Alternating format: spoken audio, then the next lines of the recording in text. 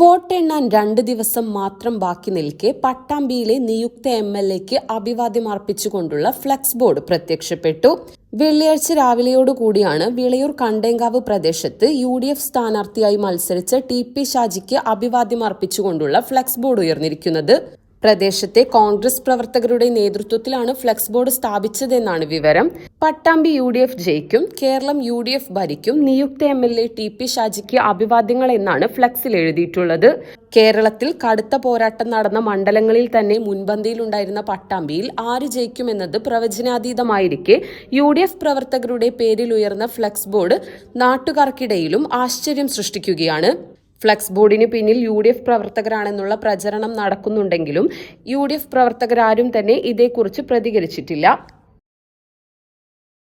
Electrical, plumbing, sanitary, home appliances, lighting എന്നിവയ്ക്കെല്ലാം attractive EMI ഓഫറിൽ 0% ഇൻട്രസ്റ്റോടുകൂടി നിങ്ങൾക്ക് ലഭിക്കുന്നതാണ്. ഇനി നിങ്ങളും എന്നെ പോലെ മെൽക്കോയിൽ വിസിറ്റ് ചെയ്യൂ, നിങ്ങളുടെ ഡ്രീം ഹോം റിയാലിറ്റിയാക്കൂ.